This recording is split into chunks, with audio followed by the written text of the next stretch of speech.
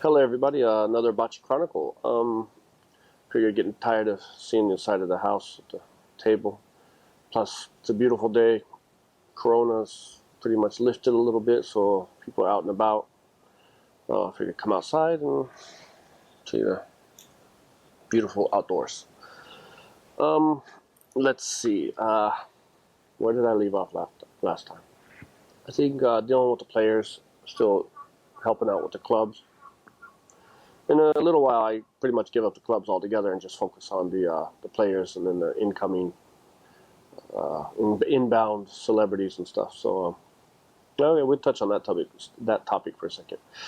A lot of people around me are always like, you're so lucky, and wish I had that job, and how did you get to that? You need to realize, like, every job out there, it's not all roses. I mean, every job has its ups and downs, but dealing with different types of people individually, like when you're in a company, you have your job. Your job is to wipe this wall down every 15 minutes. That's what you do. For me, I'm dealing with different characters, different people, different attitudes, different way of thinking, hard-headed, not so hard-headed, stingy, generous. I mean, each person is different, and you have to adapt to that person. So, for example, here's a good story. So, when a player comes over here, they're pretty much guaranteed their contract. They're guaranteed the money that they're promised, and they can do a few things to get fired or to get let go, released, sent back home. But it's kind of hard. It all depends on the person itself. Now, the story I want to tell you, I have to change a lot of the details because I don't want to, throw anybody under the bus, and I don't want to, hurt my image as well. So I'm trying to think of the best way to do this. Okay, so the story is false. This isn't a real story, but it's going to relate to what happened. So the ending is real, but the build up to the ending is false. So it's not false. Actually, it kind of happened, but it's to somebody else. Anyway, so let's say there's a player that comes over here, and he's got some trouble sometimes with the law. Drinking out, partying, having a good time. Single guy. Maybe he gets in a fight. Cops are called. He gets in a little bit of trouble. So this happens one or two times. So the team tells him, basically, if this happens again, we're going to let you go. You can't have that kind of negative image. So he's been put on a one warning, one more strike and you're out. The 3-strike rule kind of thing. So let's say he's at a club, partying hard, getting wasted, and fight breaks out. Somebody gets punched. Some stuff gets broken. Staff get hit. Maybe a girl gets pushed down. Just whatever. Just worst case scenario. So I get a phone call saying, hey, this happened. Can you help? I'm in trouble. Blah blah blah. So I rush to the club. Like I said, this is all made up. It's not the exact details, but just follow with me here. So I go to the club, and okay, it's a big mess. It's a big issue. There's a lot of problems, and trying to figure out how to get it. Now the club wants to call the cops. If the cops are called and he gets put on record again, they're going to let him go. They're going to fire him. This is the beginning of the season. It's only like a month in. I don't even think, maybe it was right after camp. Maybe, I don't know. It's still the beginning of the season. So I'm talking to the manager. The manager don't care. This guy's a problem. He punched the security, or he elbowed a DJ, or whatever he did. He broke the sign on the wall or something. So I'm talking to the manager, and that's not working. So I use my networks, and I use my web of communication, and I get a hold of the owner of the club, and I tell him, look, there was an incident. They're calling the cops. I need it to stop if it's possible, please. This guy will lose, a lot. I promise you he won't do it again. He won't come back. I owe you a favor. Now, when I owe somebody a favor, it's a huge chip. That's a huge chip to cash in on, because I have a lot of connections. I have a lot of people. So everybody knows it's good if I owe you something. And I don't owe a lot of people. I make sure of that. But so the owner's like, you know what? Okay, I'll talk to the manager, and we won't press charges. So he calls the manager. The manager's like, well, the cops are already on the way. I can't stop them now. So I tell the player just to leave. The cops get there, and I'm the one who was at fault, but since the club's not taking any, they're not pressing charges to say they're not going to move forward with any legal things. I'm just told to, not come back. Now, I didn't do anything. I wasn't even there, but I took the blame because I didn't want him getting in trouble. I didn't want him getting kicked out of Japan or off the team. And he was a friend, so, I was there to try to help. And I took a big risk because I could have gotten a lot of trouble too. Now, like I said, the story is false, but it relates similar to in a lot of areas. So I did take risks. I did put my neck on the line, and I was called to clean up a mess. So anyway, it's all clean. Everything's good. And I guess he might have told the team kind of in a way that something had happened, and they told him, well, luckily the cops didn't come, because if so, we have to let you go, because that's been the word from the top. If any more issue with you, you're done. So he comes and he's like, Bachi, you saved me. I think he's making $400,000. He was like, you saved me $400,000. I get my contract, I get to play, thank you. And they were like, if he would have gotten sent home, he would have probably had to even pay back the money that I already paid him, because the season hadn't started officially yet or something. So he's like, thank you. And I was like, look, that's fine. Just don't let anybody know. I don't want to be put on the line like that. And he's like, yeah, I'm going to take care of you. I got you. Every 10 minutes, I got you. Every time I saw him, man, every time he started drinking, I was his best friend, and how he's going to take care of me, and how, he owes me. He's like, I'm going to take care of you. So one of the players actually figured it out. They were like, hey, did you help him out of a situation, kind of thing? And I was like, yeah, kind of. And it's like, yeah, you shouldn't have put your neck on the line like that, but, I'm glad you did. So did he take care of you for it? And I was like, oh, he said he's going to take care of me. I'm not worried about it. He's a good guy. So this goes on for 7 months. 7 months. I'm going to take care of you. Oh, I got you. Every time he drinks. I kept telling him, stop talking about it. Just leave it alone. Just let it be. So when players at the end of the season, when they go back to the States, they're off, so they're back to vacationing. I don't make any money from the guys when they're not here.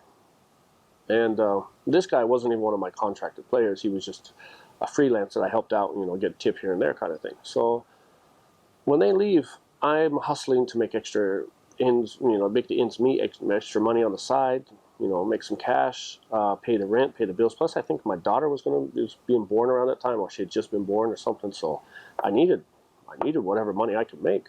So, and every year during the off season, I stress out, how am I going to pay rent this month? Or I try to save up what little money I can during the season, because I'm not making great money. I'm running around hustling, but I'm earning a name for myself, because nobody's going to pay you if they don't know who you are. So I try to save up a little bit here and there, so I have some money to lead over until the 3 months in the off season, and then the season starts back, and that's my nest egg type thing.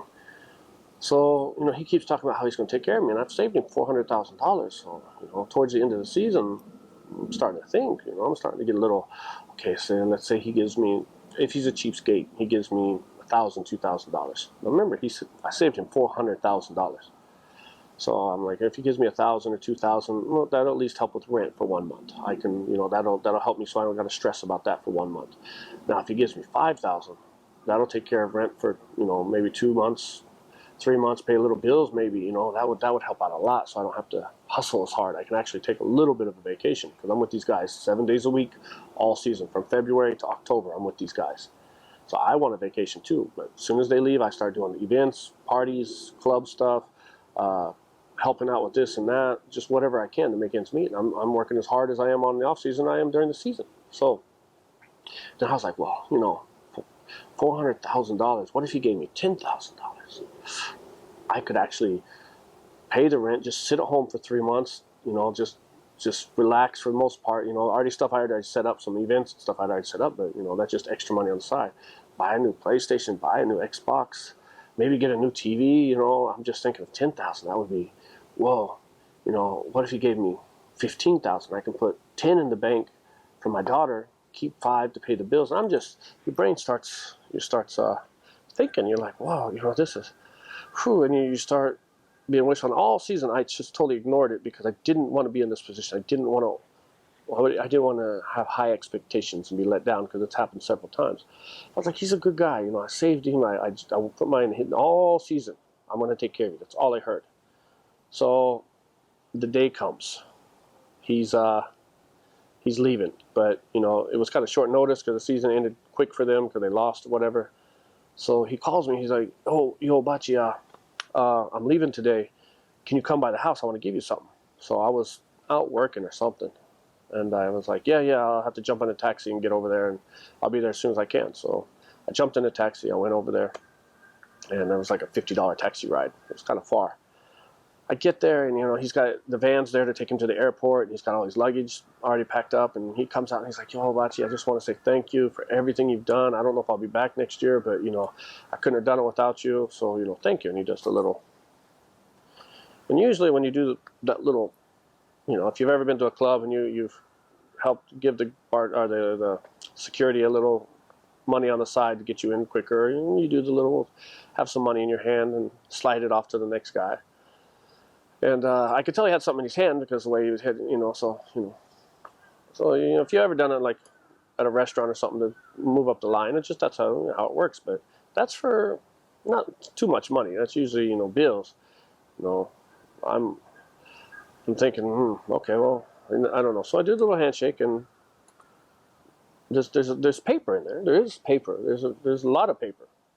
It's a lot of paper. So I was like, okay, well, you know, you can't look at it right there. That's just not how it works. You know? And he gives me a pair of his old shoes that he wore like once or twice. I don't know. There were some limited things. Now, anybody who knows me, anybody knows I don't care about shoes. No interest whatsoever. I like Adidas because they fit my feet well and they're comfortable, and I just like the way the brand is. I like their clothing, you know, and when they do collaborations with like Game of Thrones and stuff like that, I'm all over it. But shoes itself, I will wear the same pair of shoes for as long as I can until the sole pops out. Because when I was younger, we didn't have that luxury, and I just never got into shoes. Some people are fanatics. I'm not. And he was like, these are some limited shoes, you know, but they were used. He'd been wearing them. I've seen him wear them before.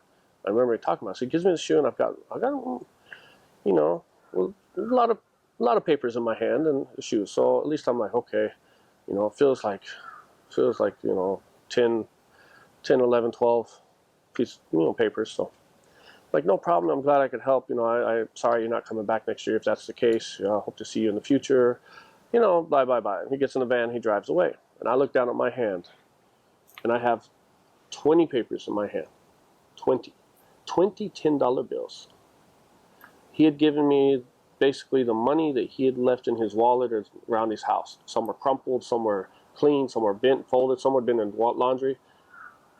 I saved this man $400,000, and he gave me $200 as a tip to say thank you. Am I complaining? No, I shouldn't complain. It was $200 more than I had, so I appreciate it. The shoes, that was a little more of an insult than the money. But yeah. Saved this man $400,000, put my neck on the line. I mean, it could have destroyed me and what I'm doing and everything, and the relationships I had with a lot of people. And he gave me $200. That's what can I say? I mean, there's 200 more than I had. Yes. Is it insulting? Extremely. I mean, extremely insulting. What? I mean. Okay, but some people are like that. You have your people like that don't like to spend money. That are, you know, it's their business. It's their money. They have all right in the world to spend it how they want. I mean, it's their life, their family. You know, I wish I had a $400,000 contract, but I don't. You know, so imagine this, just so you can kind of feel like my shoes. I mean, I know you understand what I'm saying, but imagine this. Let's say your good friends or some of your friends are over at your house having a barbecue, and one of your friends throws a trash bag into the trash can, and it's a plastic, but that's the burnable trash bag. You're recycling. So later that night, after everybody leaves, you pull the bag out of the trash can to put it into the plastic, and you notice that there's a lottery ticket in there. So you pull the lottery ticket down, and it's one of those scratch offs, and he's won. You won $400,000. So yeah, you could cash the ticket in and pretend like you didn't know or whatever, but what do? You call the guy. You say, yo, Tony, Bob, Chris, whatever. I think you left a lottery ticket in my house. You know, he was like, yeah, I mean, I lost, so I wasn't. You're like, no, you didn't lose. You won. He's like, what? You're like, you won $400,000. No way, the whole thing. And then you give him his ticket back, and he's like, oh my God, thank you, I'm going to take care of it. I'm going to break you off a cut. I'm going to give you some money, without you, I would have never had this money. So for 7 months, you get this story because he has to cash in the lottery ticket. It takes 7 months to cash in, whatever the deal is. So when that 7 months is up, he comes to give you your cut for finding that lottery ticket that he threw away, and he gives you $200 and a pair of old shoes because he can afford new shoes now. That's how it felt. How would you react? What would be your response? And then things like that is the reason it turned me against some of these, like doing certain things for these guys. It's just like, really? And I have another story. This is 16 minutes already, so I want to cut it off here. Thank you for listening. Hope this background is a little better. I mean, I don't know if I should be looking down at you or looking up at you, but I'm working as I go. All right, thanks for checking it out.